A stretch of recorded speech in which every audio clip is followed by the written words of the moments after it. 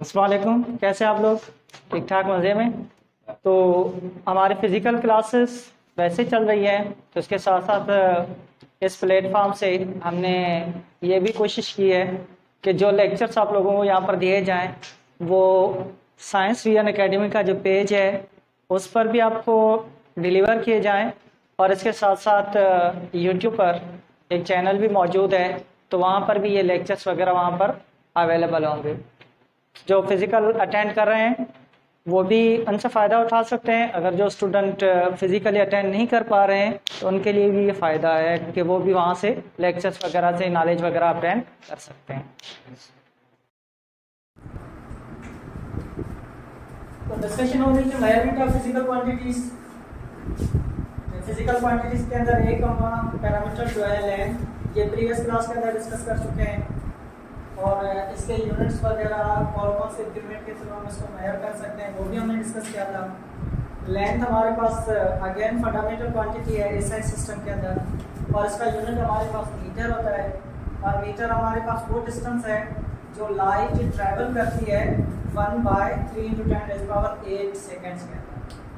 Length को major करने के लिए मुख्तलिफ किस्म के इंक्रीमेंट यूज़ किए जाते हैं, जिसमें आम इंक्रीमेंट जो हम यूज़ करते हैं इंस्ट्रूमेंट वो मीटर रॉड होती है, मीटर टैप होती है, या फिर उससे ज़्यादा एक्यूरेट इंस्ट्रूमेंट हमारे पास वर्नियर कैलिपर है, उससे भी ज़्यादा एक्यूरेट इंस्ट्रूमेंट हमारे पास माइक्रोमीटर स्क्रू गेज है, और सबसे ज़्यादा एक्यूरेट हमारे पास इंस्ट्रूमेंट है लेंथ को मेजर करने का वो है माइकलसन इंटरफेरोमीटर। तो माइकलसन इंटरफेरोमीटर से हम और ज़्यादा एक्यूरेटली मेजर कर सकते हैं हम लेंथ। तो ये तो प्रीवियस क्लास में डिस्कस कर चुके थे। अब जरा हमने मास को डिस्कस करना है कि मास हमारे पास कौन सी क्वांटिटी है, इसको किस यूनिट के अंदर हम मेजर कर सकते हैं, कौन से इक्विपमेंट है जिनके थ्रू हम मास को मेजर वगैरह करते हैं हमारे पास। तो मास हमारे पास है फंडामेंटल क्वांटिटी, कि हम जानते हैं कि क्वांटिटीज की दो टाइप्स हैं हमारे pass on the basis of system के बेसिस पर दो टाइप्स हैं। एक हमारे पास होती है फंडामेंटल क्वांटिटी और दूसरी हमारे पास होती है ड्राइव क्वांटिटी। तो एसआई सिस्टम किस चीज का शॉर्ट फॉर्म है? एसआई सिस्टम किस चीज का शॉर्ट फॉर्म है? सिस्टम ऑफ इंटरनेशनल यूनिट्स या international system of units, CGS. Centimetre gram second system, MKS metre kilogram second system. तो ये तीनों सिस्टम, इन तीनों सिस्टम के अंदर मास जो है वो कौन सी क्वांटिटी है हमारे पास? Fundamental quantity. एक्चुअल में ये जो एसआई सिस्टम है इसको भी हमने मॉडिफाइड किया हुआ है कौन से सिस्टम के? इसको एमकेएस सिस्टम को मॉडिफाइड करके 1960s के अंदर इंटरनेशनल एक सिस्टम एडॉप्ट किया गया, और वो सिस्टम हमारे पास क्या कहलाता है? SI system. तो ये पेरिस के अंदर हमारे पास मीटिंग हुई थी, मुख्तलिफ हमारे पास साइंटिस्ट या ब्यूरोक्रेट्स वगैरह की, तो वहाँ पर यह सिस्टम फिर डिवाइस किया गया। अगेन ये मास हमारे पास है ड्राइव क्वांटिटी। अब कौन से सिस्टम के अंदर ड्राइव क्वांटिटी है? ये ड्राइव क्वांटिटी हमारे पास है एफपीएस सिस्टम के अंदर। F stand for foot, P stand for pound, S stand for second. तो फुट पाउंड सेकंड सिस्टम के अंदर मास हमारे पास कौन सी क्वांटिटी है? ड्राइव क्वांटिटी है। अच्छा, एफपीएस सिस्टम को और हम क्या क्या कहते हैं? एक तो ये कहलाता है ब्रिटिश इंजीनियरिंग सिस्टम,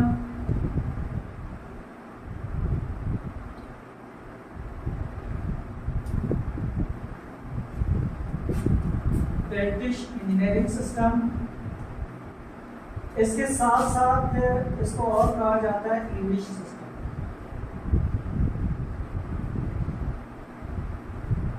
तो ब्रिटिश इंजीनियरिंग सिस्टम या इंग्लिश सिस्टम या एफपीएस सिस्टम एक ही हमारे पास चीज को शो करते हैं, हमारे पास एक ही सिस्टम के नाम है। फुट जो है वो लेंथ का यूनिट है, पाउंड जो है वो फोर्स का यूनिट है, एस जो है वो टाइम का यूनिट है। हमारे पास जो अब यूनिट की बात कर रहे हैं मास के। मास का जो यूनिट है ये हमारे पास है केजी। केजी हमारे पास कौन से सिस्टम के अंदर यूनिट है? हमारे पास एसआई सिस्टम है, और एसआई सिस्टम को हमने कहाँ से डिराइव किया हुआ है? एनकेएस। तो अगर आपसे पूछा जाए एसआई सिस्टम में मास का यूनिट क्या है, तो आप कहेंगे केजी। एनकेएस सिस्टम में कहा जाए तब भी आप क्या कहेंगे कि KG, KG kilogram, short form के अंदर केजी लेते हैं। तो किलोग्राम हमारे पास एसआई सिस्टम के अंदर मास का यूनिट है। वेट का यूनिट क्या होता है? सर वेट का यूनिट किलोग्राम। ये तो मास का यूनिट है। वेट का यूनिट क्या है? वेट फोर्स के डायमेंशंस के अंदर आती है, फोर्स की नेचर है न्यूटन। तो वेट का यूनिट क्या है? वेट का न्यूटन है हमारे पास। लेकिन यहाँ पर एसआई सिस्टम के अंदर सिर्फ केजी जो है वो मास का यूनिट है। तो अगर एक सीजीएस सिस्टम की बात करें तो सीजीएस सिस्टम के अंदर मास का यूनिट क्या है हमारे पास? मास का यूनिट हमारे पास है ग्राम। ग्राम यूनिट है, जी से इसको शो करते हैं। और ये कौन से सिस्टम के अंदर हमारे पास यूनिट है? CGS system, centimetre gram second system. इस सिस्टम के अंदर ग्राम यूनिट है मास का। और अगर एफपीएस सिस्टम की बात करें तो एफपीएस सिस्टम के अंदर जो मास का यूनिट है वो हमारे पास है स्लग। स्लग ड्राइव्ड यूनिट है हमारे पास, फंडामेंटल नहीं है, ठीक है। स्लग हमारे पास यूनिट है। और स्लग की जो सिंबल होती है, यहाँ जो एक्सटेंशन है हमारे पास शॉर्ट में, उसका एसएल लिखते हैं। तो स्लग किसका यूनिट है? मास का यूनिट है। कौन से सिस्टम के अंदर? एफपीएस सिस्टम के अंदर। अब जो एसआई सिस्टम के अंदर हमारे पास केजी है, अब ये केजी है क्या चीज? स्टैंडर्ड जो है इसको कैसे सिलेक्ट किया गया है? तो केजी की सिलेक्शन जो की गई थी एसआई सिस्टम के अंदर, ये 1960s के अंदर की गई कि किलोग्राम हमने किसका यूनिट रखना है? मास का। लेकिन ये किलोग्राम कितनी क्वांटिटी होनी चाहिए, तो इसके लिए हमें कोई ना कोई स्टैंडर्ड वगैरह हमको सिलेक्ट करना। अब वो स्टैंडर्ड उन्होंने सिलेक्ट किया था, एक international prototype means international system दिया था और उसको केजी के बराबर रखा गया था। और उसका जो मास है उस मास को हम क्या कहते हैं? 1 केजी कहते हैं। इससे एक सिलेंडर है जो इंटरनेशनली रिकॉग्नाइज है कि जितना मास उस सिलेंडर का है उस मास को हम क्या कहते हैं? 1 केजी। अब बाकी जितने भी मास के केजी बनाए गए हैं वो उस सिलेंडर के मास के साथ कंपेयर करके बनाए गए। इस एक बैलेंस के दो हमारे पास एंड्स होते हैं। एक एंड के अंदर हम सिलेंडर, दूसरे एंड के अंदर उस सिलेंडर की मेजरमेंट जितना ही दूसरा गेज रखा। तो जितने भी केजीज वगैरह के जो पीस वगैरह बनाए गए हैं वो सिलेंडर के साथ कंपेयर करके बनाए गए हैं। अब वो जो सिलेंडर है, ये सिलेंडर हमारे पास किस चीज़ का बना हुआ है? 2 मेटल्स का मिक्सचर है, 2 एलिमेंट्स के मिक्सचर से बनाया गया है, प्लाटिनियम एंड इरिडियम। प्लाटिनियम और इरिडियम के मिक्सचर से ये सिलेंडर हमारे पास बनाया गया है। Means it is a special alloy.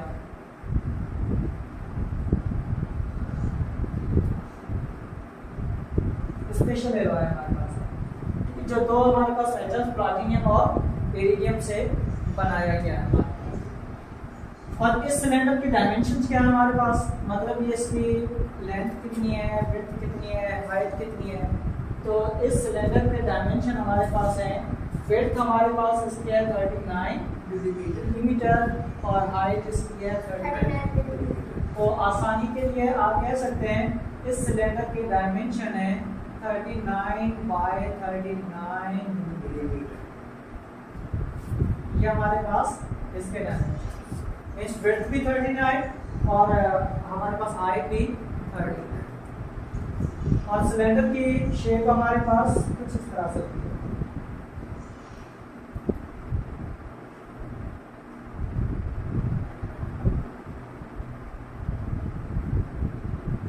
तो यहाँ से लेकर यहाँ तक ये जो डिस्टेंस है, ये डिस्टेंस भी कितना है हमारे पास? 39 मिलीमीटर। और यहाँ से लेकर यहाँ तक ये जो डिस्टेंस है, लेंथ है, ये भी कितना हमारे पास? 39। तो ये जो सिलेंडर है, इस सिलेंडर को हम क्या कहते हैं, 1 kg, मतलब ये 1 kg का हमारे पास स्टैंडर्ड है। बाकी जितने भी केजीज के स्टैंडर्ड बनाए गए हैं वो इसके साथ कंपेयर करके बनाए गए। अब ये हमारे पास कहाँ पर मौजूद है कि हमारे पास एक म्यूज़ियम है इंटरनेशनल, हमारे पास डेट्स या इंटरनेशनल यूनिट्स हैं उनका, और वो पेरिस के करीबी सेवस फ्रांस का इलाका है, ठीक है, पेरिस जो कैपिटल है फ्रांस का, उसके करीबी वहाँ पर इंटरनेशनल सिस्टम ऑफ यूनिट्स का एक हमारे पास बिल्डिंग वगैरह है या म्यूज़ियम है, उसके अंदर ये सिलेंडर रखा गया है। इस सिलेंडर को रखा जाता है कि हमारे पास ऐसी कंडीशन के अंदर कि इसको जंग वगैरह ना लगे, ठीक है, या किसी दूसरे एलिमेंट्स का इस पर असर ना हो, ताकि इसके वेट के अंदर ना कमी हो ना ये इसका वेट बढ़े। वरना इसमें अगर कोई एलिमेंट जज़ब वगैरह करेगा या जंग वगैरह अगर इसको लगेगा तो इसका मास कम या ज़्यादा होने का चांसेस मौजूद होते हैं, तो इसको वैक्यूम के अंदर रखा जाता है। तो वैक्यूम क्रिएट करने के लिए इसके इर्द गिर्द हमारे पास एक गिलास की कंस्ट्रक्शन है। इस कंस्ट्रक्शन में से वैक्यूम पंप के थ्रू हम क्या करते हैं, वैक्यूम पंप के थ्रू एयर वगैरह निकाल देते हैं।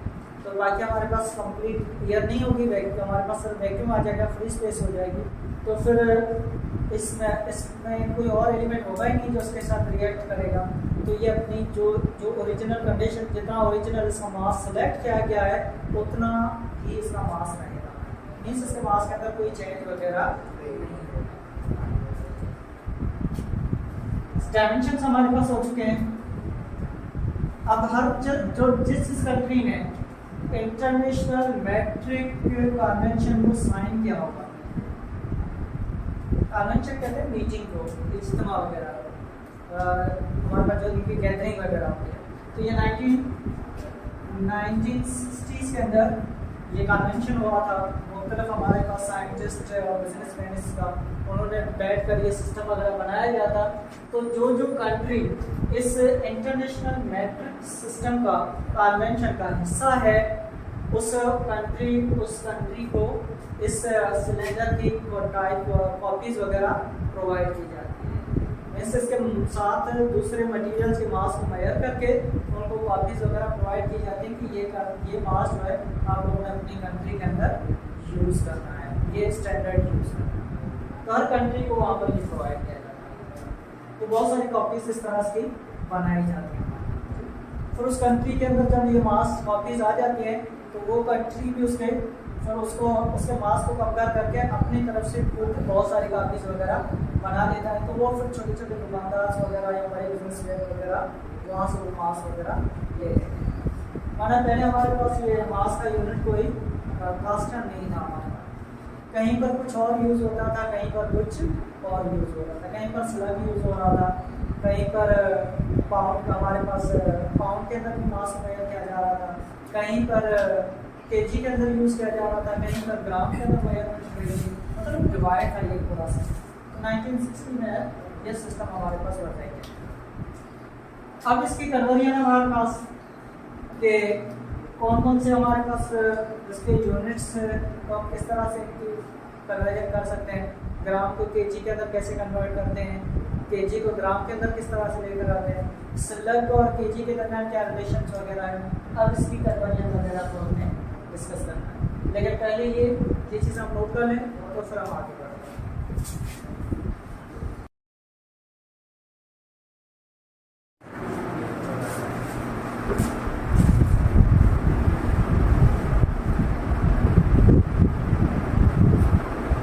कन्वर्जन हम डिस्कस कर रहे थे कि सिस्टम में हमारे पास केजी, ग्राम वगैरह मौजूद है या स्लग वगैरह मौजूद है, उनको एक सिस्टम से दूसरे सिस्टम के अंदर या एक यूनिट से दूसरे यूनिट के अंदर किस तरह से हम कन्वर्ट कर सकते हैं।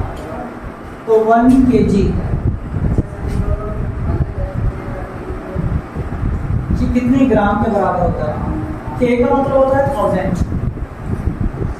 तो वैसे आप ये लिखना चाहें तो आप लिखते हैं 2022, इसी को आप लिखते हैं 2K20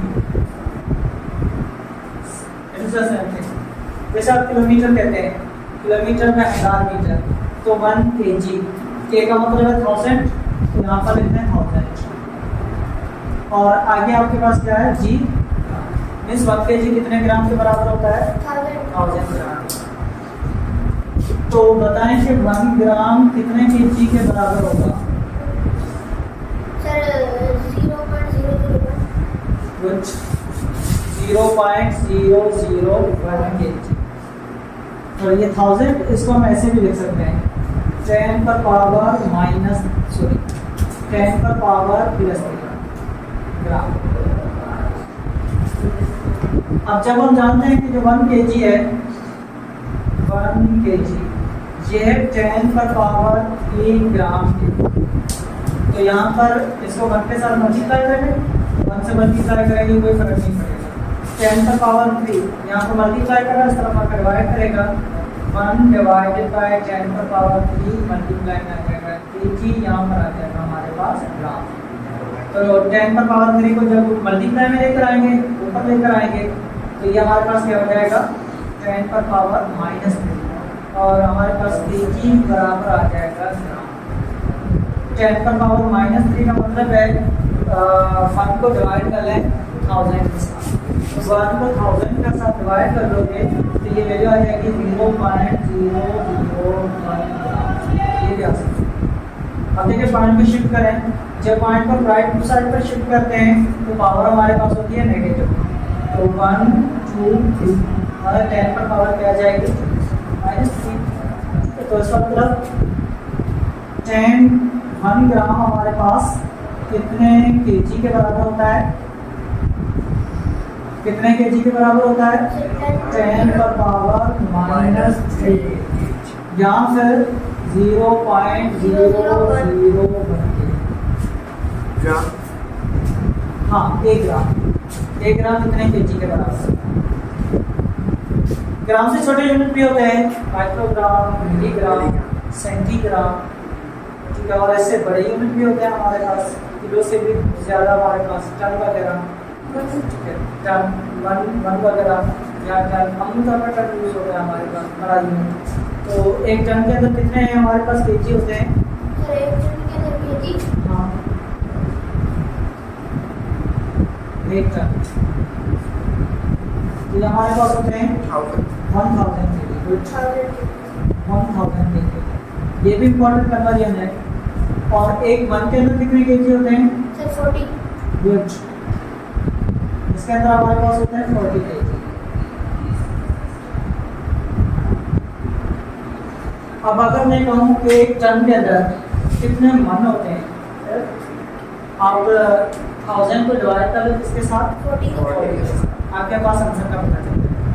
अब 1000 को हम क्या करते हैं 1000, इसको डिवाइड करें किसके साथ 40 1 पर डबल नहीं लगता, इन दोनों को कंबाइन करेंगे। 10 पर भी नहीं लगता, इनको कंबाइन कर लें 100 पर 40 का डबल 2 टाइम 80। गुड, यहाँ पर आ जाएगा 2 और यहाँ पर हमारे पास आ जाएगा 8।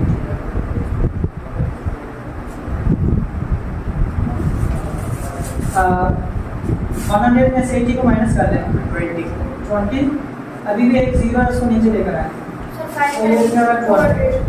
तो 40 का डबल 200 5 टाइम यहाँ पर लगा लेते 5 टाइम, तो ये हमारे पास आ जाएगा 20। कैंसिल आउट, तो मीन्स 1 जो टन है ये कितने मन के बराबर होता है 25। इस तरह से ये कन्वर्जन बरकरार करते हैं। इसी तरह हमारे पास जो स्लग है, ये जो 1 स्लग है ये हमारे पास कितने kg के बराबर होता है 14.5 kg के बराबर। मीन्स ये हमारे पास बड़ा है, ठीक है। 14.5 kg का सिर्फ 1 स्लग हमारे पास होता है, ठीक है। तो ब्रिटिश इंजीनियरिंग सिस्टम के जितने भी यूनिट हैं ज़्यादातर हमारे पास बड़े यूनिट होते हैं। स्पेशल ये जो फिट है वो छोटा यूनिट है मीटर से, 1 मीटर के अंदर 3 फिट होते हैं हमारे पास, बाकी तकरीबन यूनिट हमारे पास बड़ी होती है स्लग। तो अगर मैं कहूँ कि जो 1 kg है, 1 kg इसके अंदर कितने स्लग हैं, तो आप लोग क्या कहेंगे? 1 kg के अंदर कितने स्लग हैं, तो किस तरह से सॉल्व करेंगे इसको?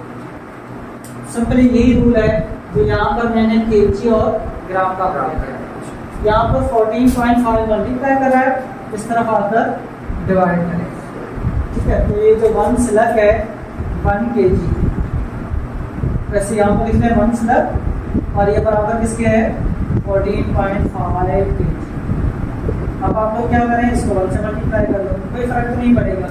अब 14.5 यहाँ पर मल्टीप्लाई करा, इस पर आगे डिवाइड करेगा, तो 1 को डिवाइड कर लें 14.5 के साथ और यहाँ पर स्लग आ जाएगा और इस तरफ हमारे पास क्या आ जाएगा 1 kg।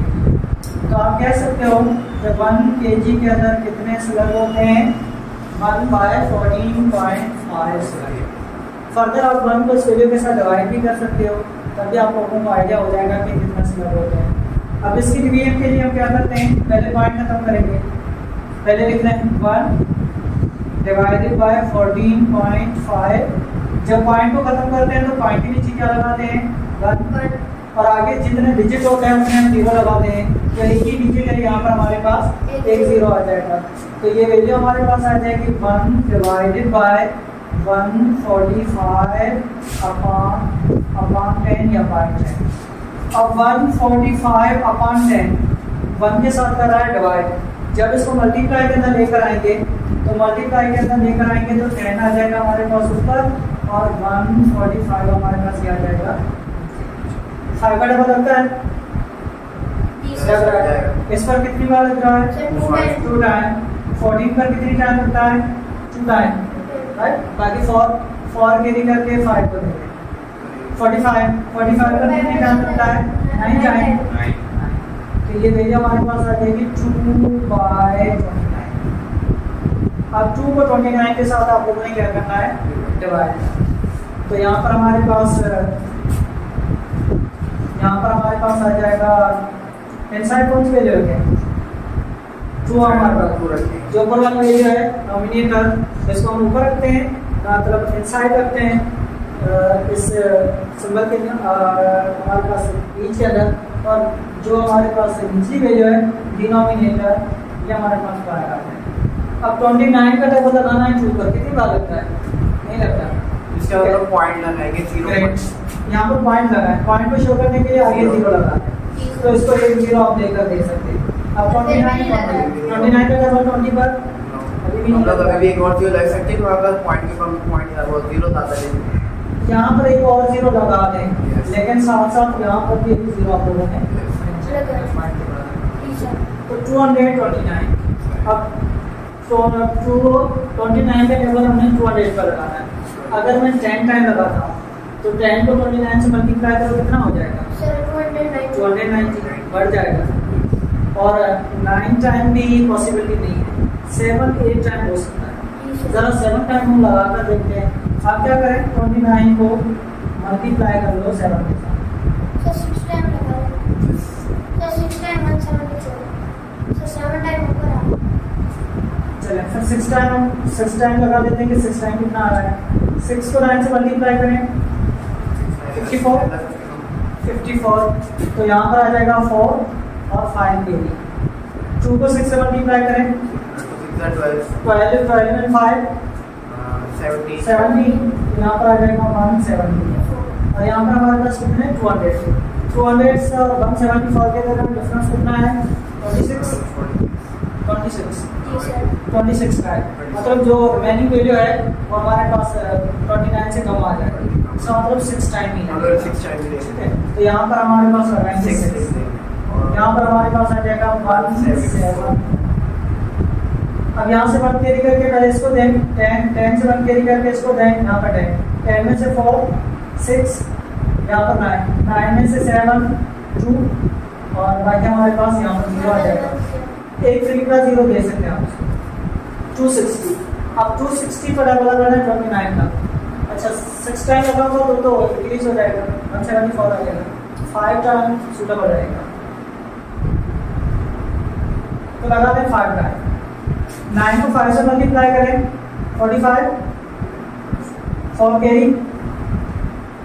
9 2 को 5 के साथ मल्टीप्लाई करें 10 10 में 4 40, हमारे पास आ जाएगा 40 सर 7 टाइम लगाएंगे ना, 6 टाइम तो हमारे पास सर 8 टाइम लगेगा। 8 अच्छा, टाइम वैल्यू ज़्यादा बड़ी है, 160 नहीं है 260 है, सर 8 तो हम लोग 8 टाइम लेके और वहाँ पे 174 है हमारे पास, तो ज़्यादा बार क्या करना देगा हमारे पास। तो हम लोग 8 से कर सकते 8 से करते हैं, यहाँ फिर अगर 10 से करेंगे तो 290 बढ़ जाएगा। हैं। नहीं, हम 9 से करेंगे तो हमारे पास फिर वो 261 आ रहा है। मामूली सा डिफरेंस आ रहा है, तो मेरे ख्याल से 9 से करें अप्रोक्सीमेटली। तो यहाँ पर आप क्या करें, 5 के बजाय यहाँ पर मेरे क्या लगा दें 9 अप्रोक्सीमेटली है यहाँ पर।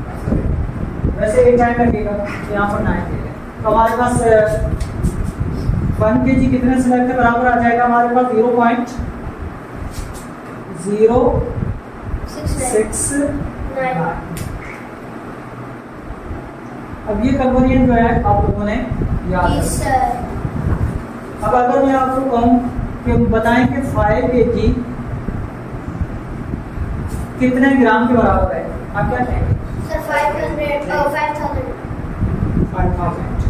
गुड, 5000 ग्राम के बराबर है। ठीक है, सिर्फ 1000 को इसके साथ क्या करो, मल्टीप्लाई करो।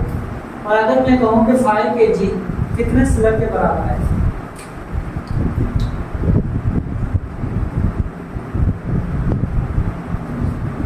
फाइव kg कितने स्लग के बराबर है, आप इस वैल्यू को 5 से मल्टीप्लाई करें, मल्टीप्लाई करके मुझे आंसर बताएं कितना आ रहा है। बस जो आने वाला प्लीज सिर्फ 5 0.069, इसका मल्टीप्लाई किसके साथ कर लें, 5 के साथ मल्टीप्लाई, आपको आइडिया होगा। 0.345 आंसर आपके पास आ रहा है 0.345, और यहाँ पर हमारे पास क्या आ जाएगा।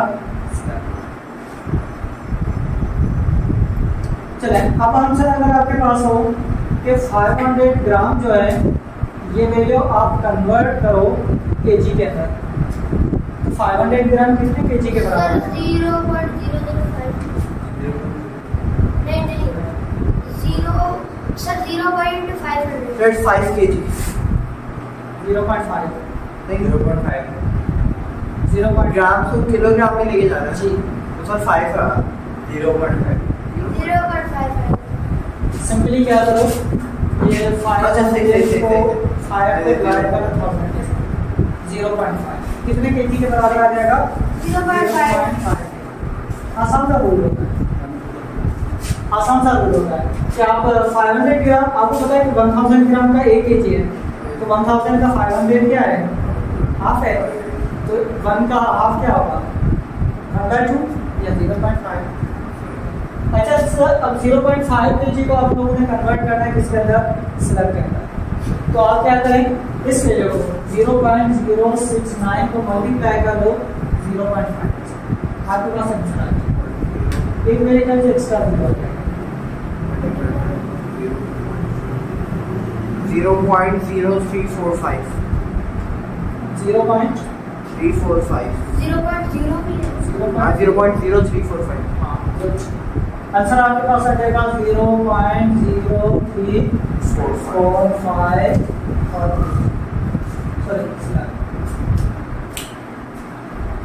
तो इस तरह से ये वैल्यूज आप क्या कर सकते हो, एक्स्ट्रा कन्वर्ट वगैरह कर सकते हो एक यूनिट से दूसरी में।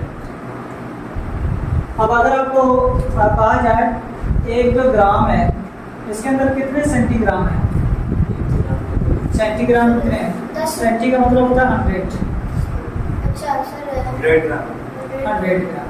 तो अगर आपके पास 100 सेंटीग्राम हो तो ये किसके बराबर होगा, 1 ग्राम 1 ग्राम के बराबर।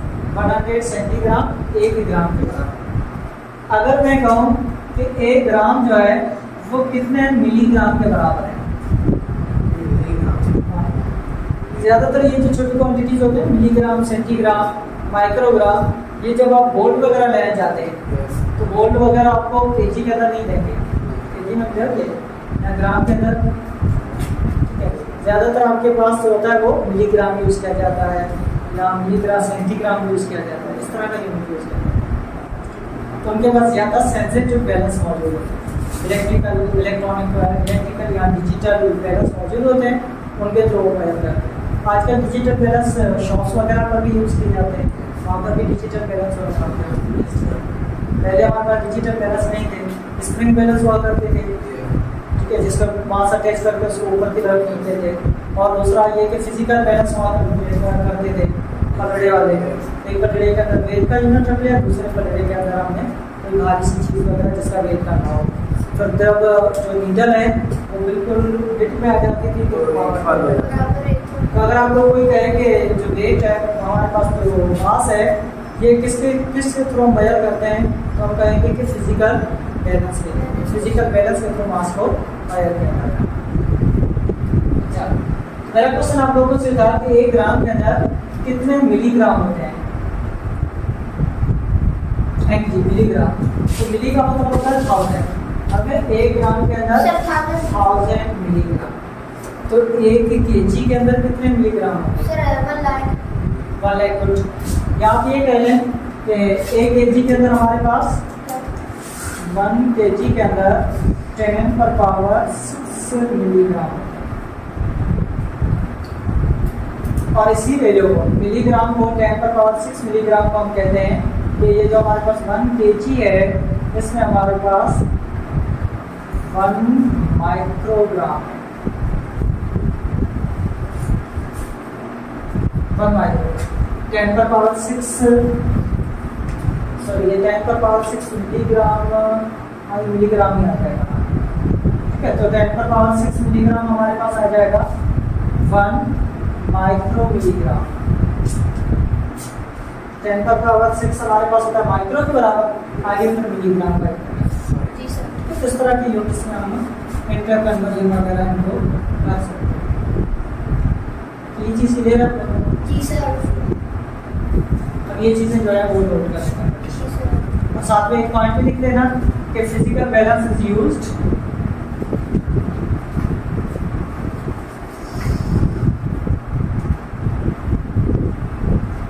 To measure mass. अब फिजिकल बैलेंस हमारे पास कौन से फॉर्म के अंदर आ चुके हैं? डिजिटल।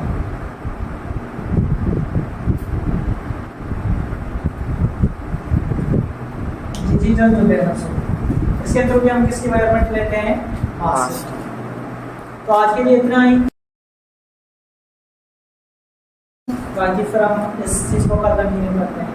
कल फिर कोई और डिटेल डिस्कस करते हैं। सी यू नेक्स्ट क्लास।